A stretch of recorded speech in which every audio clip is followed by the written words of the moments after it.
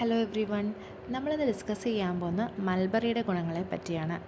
മൾബറിയിൽ 88% വെള്ളമാണ് അടങ്ങിയിരിക്കുന്നത്.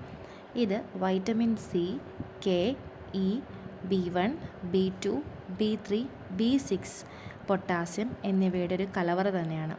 ഒരു ദിവസം നമുക്ക് എത്രമാത്രം മൾബറി കഴിക്കാം? ഒരു ദിവസം 40 ഗ്രാം വരെ നമുക്ക് മൾബറി കഴിക്കാവുന്നതാണ്. ഇനി നമുക്കിതിൻ്റെ ഹെൽത്ത് ബെനിഫിറ്റ്സ് നോക്കാം.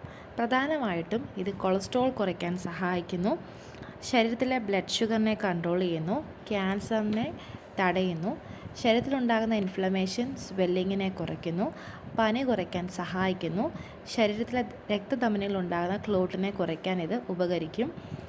നമ്മുടെ സ്കിന്നിനും തലമുടിക്കും ഇത് ഏറെ പ്രയോജനകരമാണ്.